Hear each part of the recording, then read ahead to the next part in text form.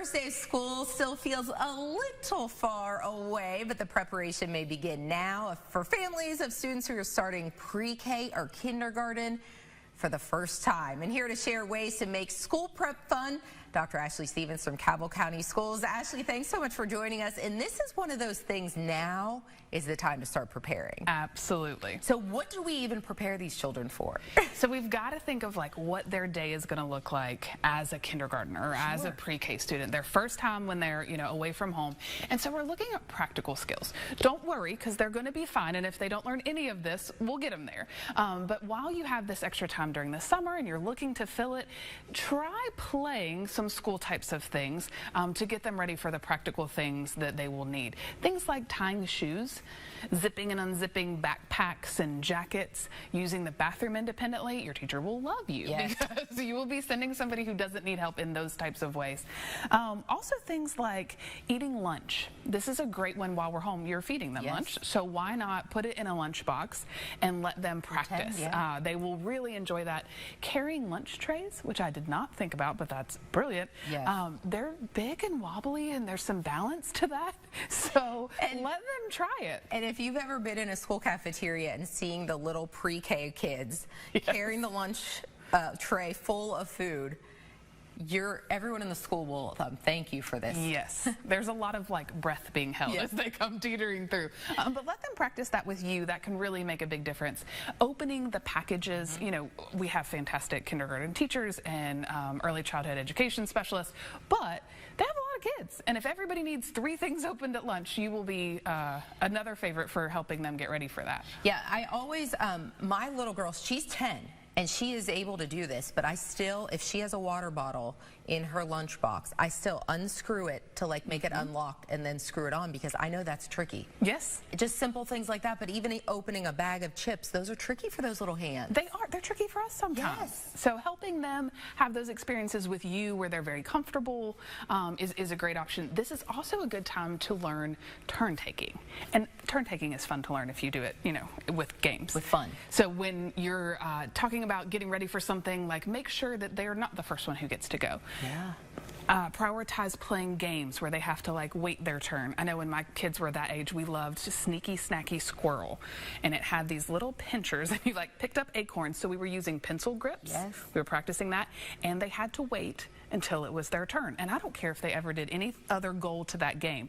If they waited until it was their turn, we were winning.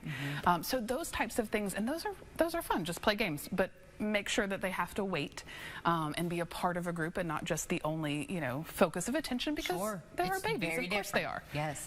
What about questions or prompts you should really help your child to get used to?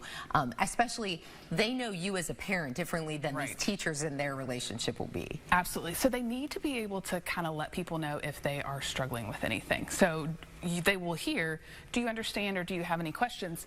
Make sure that that's not the first time they've heard that. Go ahead and have those conversations. Also, in terms of that, go through your morning routines so that they have those types of things ready. So ask them, what will we need to do to get ready? You include them in that conversation and practice that too. That will make home a lot simpler. Throwing in a bag of those extra things that they're going to forget and need in your car will also make this a little bit easier. But just modeling those things and asking the questions that you anticipate that they'll hear. Kids being able to speak up and say, I need this, or I'm confused about that, is really, really helpful at that age, because sometimes they're so lost in the fun or the learning that they don't know how to advocate for themselves. They've never had to do that before. Because you're always right there as their parent. Right. And that's your job. Absolutely. Well, what about other things families can focus on? I was actually thinking, even for the pre-K kids and kindergarten kids, they're usually still in those car seats. Yes. And when that car line comes about in the morning, you want to keep that line moving.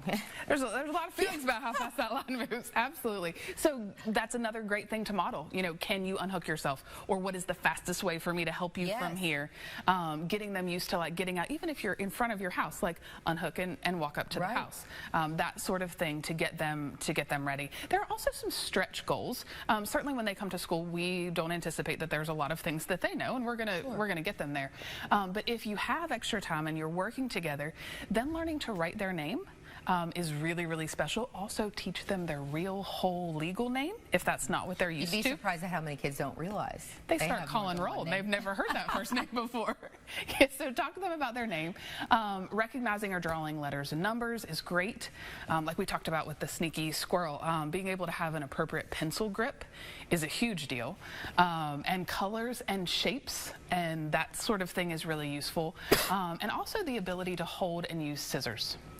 Those are really, really helpful skills. And they can just sit there and cut paper every day. It doesn't matter what they cut. You can draw a wild line and just keep them busy. They'll think they're 10 feet tall and bulletproof. So where can families find lists of skills like these they can actually practice this summer? They can find those on cabellschools.com under the Families tab and then Family Academy. And I also put our Get Ready morning routine. We have this printed out, and it's in a picture frame. And you know, picture frames, you can write on the glass and dry erase.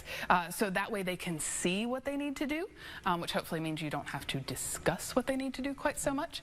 And they can even mark them off if you're comfortable with them having a dry erase marker. But that will save you a lot of parenting that you don't have to do. It makes the morning go so much smoother. It really does. It does. And it's a chore to get to that point even that you're saying, go in there and do this, and they do it. Right. There's a lot of modeling and a lot of I do, we do before they're ready for that. Okay. And this is the perfect time to be doing that. It really is. Dr. Ashley Stevens, thanks so much for joining us once again. Yes, thank you for having me.